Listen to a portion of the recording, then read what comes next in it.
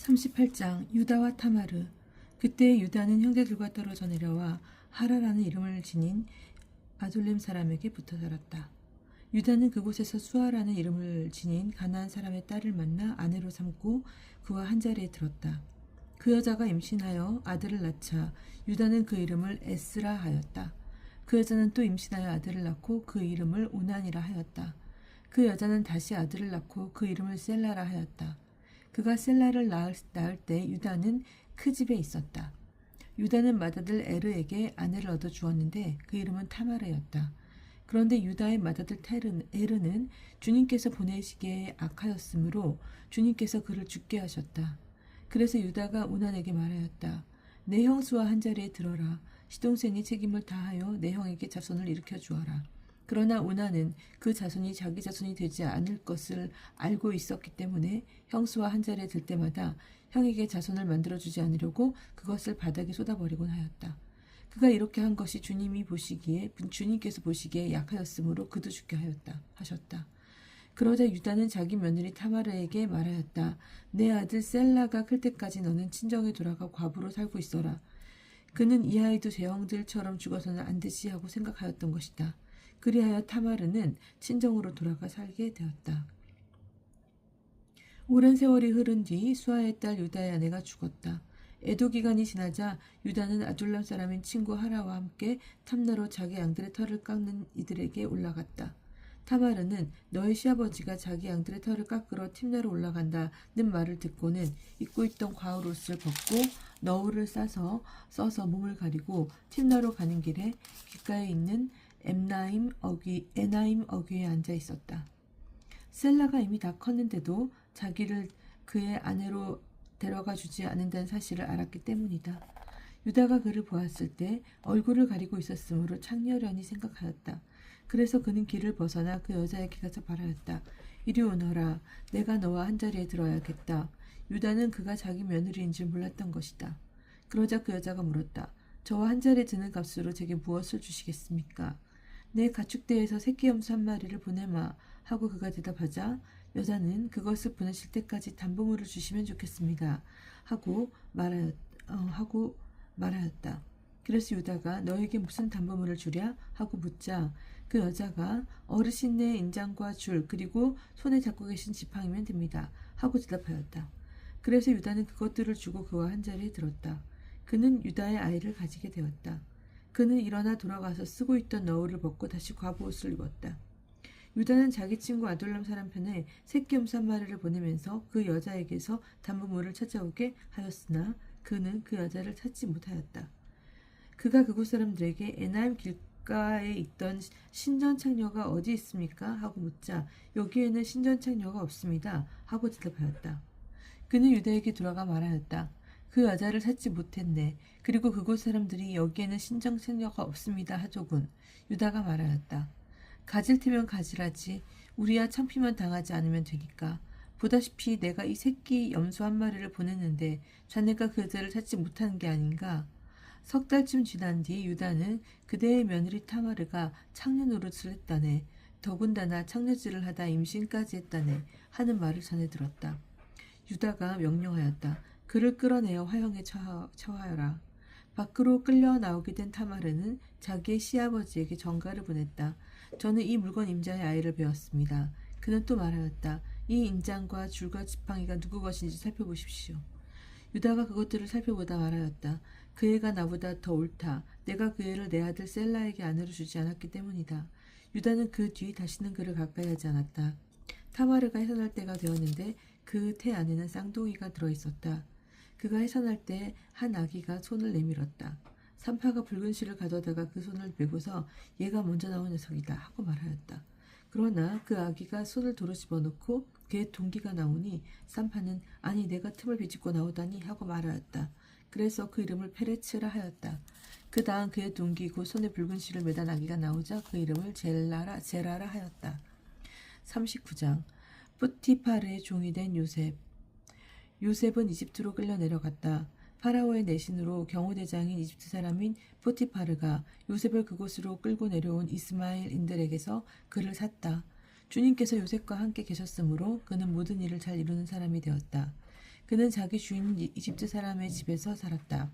그 주인은 주님께서 요셉과 함께 계시며 그가 하는 일마다 주님께서 그의 손을 통하여 잘 이루어 주신다는 것을 알았다. 그래서 요셉은 주인의 눈에 들어 그의 시종을 들게 되었다. 주인은 요셉을 자기 집 관리인으로 세워 자기의 모든 재산을 그에게 맡겼다. 주인이 요셉을 자기 집과 모든 재산의 관리인으로 세운 뒤부터 주님께서는 요셉 때문에 그 이집트 사람의 집에 복을 내리셨다. 주님의 복이 집안에 있는 것이든 들에 있는 것이든 그의 재산 위에 미쳤다. 주인은 자기 모든 재산을 요셉의 손에 내맡기고 그가 있는 한 자기가 먹는 음식밖에는 마음을 쓰지 않았다. 요셉과 포티파르의 아내 요셉은 몸매와 모습이 아름다웠다. 이런 일이 있고 난 뒤 주인의 아내가 요셉에게 눈길을 보내며 나와 함께 자요 하고 말하였다. 그러나 요셉은 거절하면서 주인의 아내에게 말하였다. 보시다시피 주님께서는 모든 재산을 제 손에 맡기신 채 제가 있는 한 집안일에 전혀 마음을 쓰지 않으십니다. 이 집에서는 그분도 저보다 높지 않으십니다. 마님을 빼고는 무엇 하나 저에게 금하시는 것이 없습니다. 마님은 주인 어른의 부인이십니다. 그런데 제가 어찌 그런 큰 악을 저지르고 하느님께 죄를 지을 수 있겠습니까? 그 여자는 날마다 요셉을 졸랐지만 요셉은 그의 말을 듣지 않았고 그의 곁에 눕지도 그와 함께 있지도 않았다.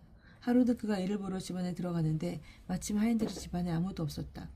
그때 그 여자가 요셉의 옷을 붙잡고 나와 함께 자요 하고 말하자 요셉은 자기 옷을 그의 손에 벌어둔 채 밖으로 도망쳐 나왔다.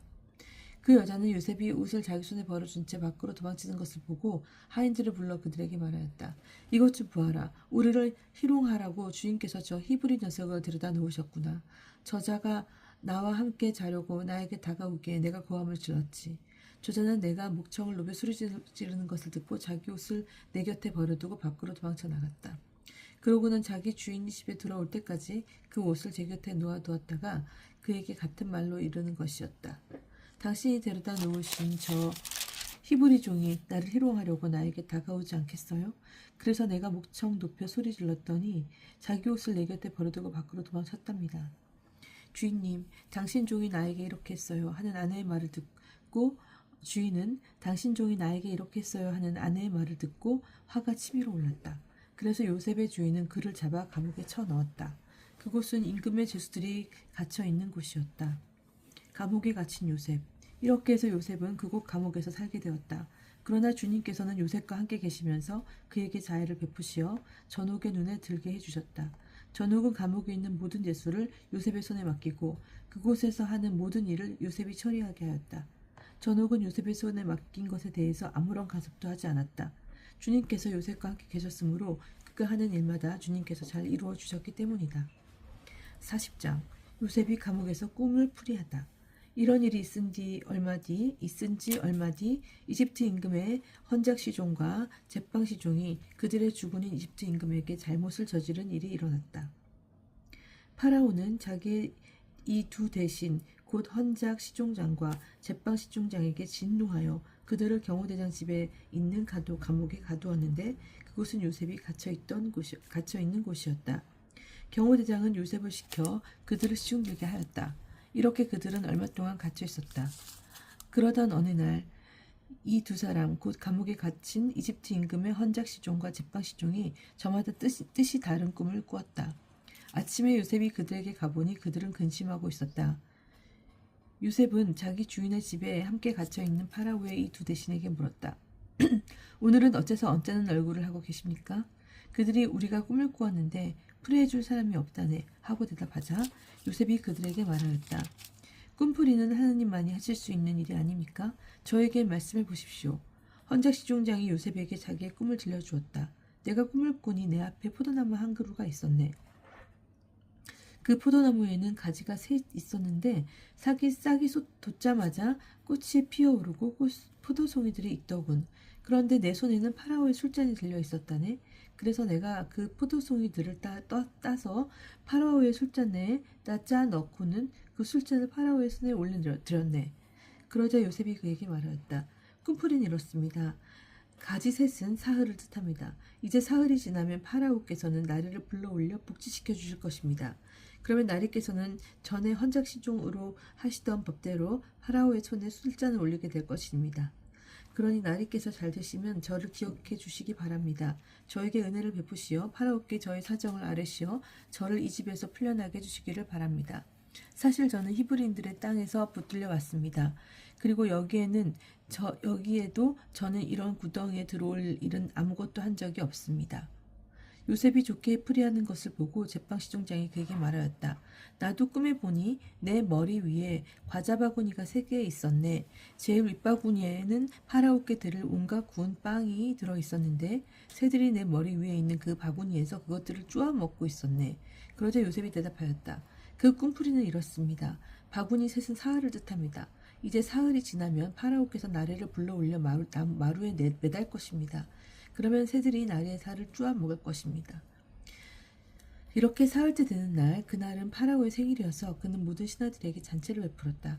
그러고는 헌작시중장과 제빵시중장을 신하들 가운데로 불러올려 헌작시중장을 헌작차기에 복직시키니 그가 파라오의 손에 술잔을 올리게 되었다.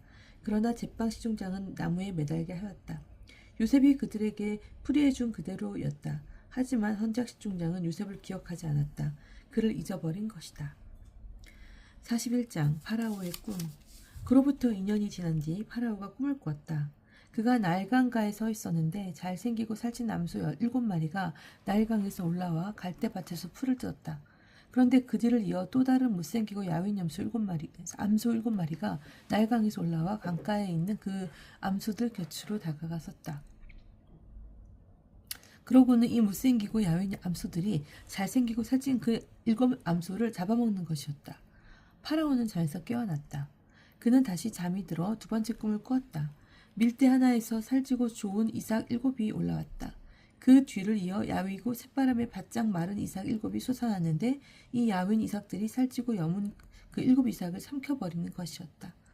파라오가 잠에서 깨어보니 꿈이었다.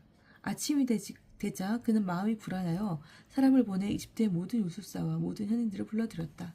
그런 다음 파라오는 자기가 꾼 꿈을 그들에게 이야기했지만 아무도 파라오에게 그것을 풀이해주지 못하였다.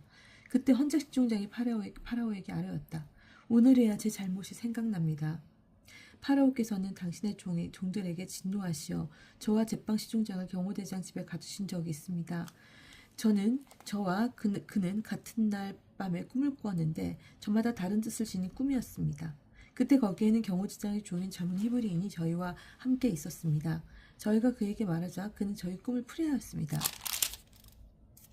저희 각자의 꿈을 풀이해 주었던 것입니다. 그리고 그가 풀이한 대로 되었습니다. 저는 복직되고 제빵시중장은 나무에 매달렸습니다. 요셉이 꿈을 풀이하다. 그러자 파라오는 사람들을 보내어 요셉을 불러오게 하였다. 그들은 서둘러 그를 구덩이에서 끌어내어 수염을 깎고 옷을 갈아입혔다. 그런 다음 요셉은 파라오에게 들어갔다. 파라오가 요셉에게 말하였다. 내가 꿈을 하나 꾸었는데 그것을 풀이할 자가 아무도 하나도 없다. 그런데 너는 꿈 이야기를 듣기만 하면 그것을 풀이한다고 들었다. 요셉이 파라오에게 대답하였다. 저는 할 수 없습니다만 하나님께서 파라오께 상스러운 대답을 주실 것입니다. 파라오가 요셉에게 이야기하였다. 꿈에서 보니 내가 나일강가에 서 있었는데 살찌고 잘생긴 암소 7마리가 나일강에서 올라와 갈대밭에서 풀을 뜯었다. 그들을 이어 또 다른 개날프고 아주 못생기고 마른 암소 7이 올라왔는데 그것들처럼 흉한 것은 이집트 온 땅에서 본 일이 없다. 그런데 이 마르고 흉한 암소들이 먼저 올라온 그 살찐 7마리 7암소를 잡아먹었다. 그러나 이렇게 잡아먹었는데도 그것을 알아볼 수 없을 정도로 여전히 그 모습이 흉하였다. 그러고는 내가 잠에서 깨어났다. 내가 또 꿈에서 보니 밀대 하나에서 여물고 좋은 이삭 7이 올라왔다. 그리고 그 뒤를 이어 딱딱하고 야위고 새바람에 바짝 마른 이삭 7이 쏟아났다. 이 야윈 이삭들이 그 좋은 이삭 7이삭을 삼켜버렸다. 내가 이것을 요술사에게 이야기하였지만 아무도 나에게 풀어주지 못하였다. 그러자 요셉이 파라오에게 말하였다. 파라오의 꿈은 한 가지입니다. 하느님께서 앞으로 당신께서 하시고자 하시는 바를 파라오에게 알려주시는 것입니다. 좋은 암소 7마리는 7회를 뜻합니다. 좋은 이삭 7도 7회를 뜻합니다. 그러므로 그 꿈은 한 가지입니다. 그 뒤를 이어 올라온 마르고 흉한 암소 7마리도 7회를 뜻하고 속이 비고 새바람에 바짝 마른 이삭도 그러합니다. 이것들은 기근이들 7회를 뜻합니다. 하느님께서 앞으로 당신께서 하시고자 하는 바를 파라오께 보여주시는 것이라고 제가 파라오께 아랜 바가 바로 이것입니다. 앞으로 오게 될 7해 동안 이집트 땅에는 대풍이 들겠습니다. 그러나 그 뒤를 이어 7해 동안 기근이 들겠습니다. 그러면 이집트 땅에는 전에 들었던 모든 대풍이 잊히고 기근이 이 땅을 고갈시켜 버릴 것입니다. 이렇듯 뒤따라오는 기근이 하도 심하여 이 땅에 대풍이 든 적이 있었다는 것을 아는 이조차 없을 것입니다. 파라오께서 같은 꿈을 2번이나 되풀이하여 꾸신 것은 하느님께서 이 일을 이미 결정하셨고 지체 없이 이대로 실행하시리라는 것을 뜻합니다. 그러니 이제 파라오께서 슬기롭고 지혜로운 사람 하나 가리시어 이집트 땅을 그의 손 아래 두시는 것이 좋겠습니다. 파라오께서는 또 나리의 감독관들에게 임하시어 대풍이 드는 7해 동안 이집트 땅에서 거둔 수확의 5분의 1을 받아들이게 하시는 것이 좋겠습니다. 이 사람들이 앞으로 올 좋은 시절 동안 모든 양식을 거두어 드리게 하시고 파라오의 권한으로 성읍들의 곡식을 쌓아 갈무리하게 하십시오. 이 양식은 앞으로 이집트 땅에 닥칠 7해 동안의 기근에 대비하여 나라를 위한 비축 양식으로 남겨두십시오. 그러면 이 나라는 기근으로 망하지 않을 것입니다. 요셉이 재상이 되다. 파라오와 그의 신하들은 이 제안을 좋게 여겼다. 그리하여 파라오는 자기 신하들에게 말하였다.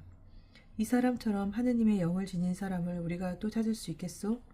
그런 다음 파라오는 요셉에게 말하였다.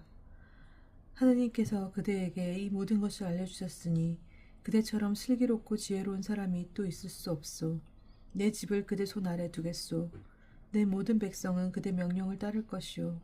나는 왕자 하나로만 그대보다 높을 따름이요. 파라오가 다시 요셉에게 말하였다. 이제 내가 이집트 온 땅을 그대 손 아래 두오. 그런 다음 파라오는 손에서 인장반지를 빼어 요셉의 손에 끼워주고는 아마옷을 입히고 목에 금목걸이를 걸어주었다. 그리고 자기의 2번째 병거에 타게 하니 그 앞에서 사람들이 무릎을 꿇어라 하고 외쳤다. 이렇게 파라오는 이집트 온 땅을 요셉의 손 아래 주었다. 파라오가 다시 요셉에게 말하였다. 나는 파라오요. 그대의 허락 없이는 이집트 온 땅에서 그 누구도 손 하나 발 하나 움직이지 못하오. 파라오는 요셉의 이름을 차프낫 파네아라고 하고 온의 사제 포티페라의 딸 아스넷을 아내로 주었다. 요셉은 이집트 땅을 살펴보러 나섰다. 요셉이 이집트 임금 파라오 앞에 섰을 때 그의 나이 30살이었다. 요셉은 파라오 앞에서 물러나와 이집트 온 땅을 두루 돌아다녔다. 대풍이 든 7해 동안 그 땅은 풍성한 곡식을 내었다. 요셉은 이집트 땅에 대풍이 든 7해 동안 모든 양식을 거두어 성읍들에 저장하였다. 성읍마다 주위 밭에서 나는 양식을 그 안에 저장하였다. 이렇게 해서 요셉은 바다의 모래처럼 엄청난 곡식을 쌓아 헤아리는 것조차 그만두었다. 헤아릴 수가 없었던 것이다. 요셉의 아들들. 흉년이 들기 전에 요셉에게서 2 아들이 태어났다. 온의 사제 포티페라의 딸 아스낫이 그에게 낳아준 아들들이다. 요셉은 하느님께서 나의 모든 고생과 내 아버지의 집안조차 모두 잊게 해주셨구나 하면서 맏아들의 이름을 므낫세라 하였다. 그리고 하느님께서 내 고난의 땅에서 나에게 자식을 낳게 해주셨구나 하면서 둘째 아들의 이름을 에프라임이라 하였다. 흉년이 시작되다. 이집트 땅에 들었던 7년 대풍이 끝났다. 그러자 요셉이 말한 대로 7년 기근이 시작되었다. 모든 나라에 기근이 들었지만 이집트 온 땅에는 빵이 있었다. 이집트 온 땅에 기근이 들자 백성이 파라오에게 빵을 달라고 부르짖었다. 그러나 파라오는 모든 이집트인에게 말하였다. 요셉에게 가서 그가 시키는 대로 하여라. 기근이 온 땅에 퍼지자 요셉은 창고를 모두 열어 이집트인들에게 곡식을 팔았다. 이집트 땅의 기근이 심하였지만 온 세상은 요셉에게 곡식을 사려고 이집트로 몰려들었다. 온 세상의 기근이 심하였기 때문이다.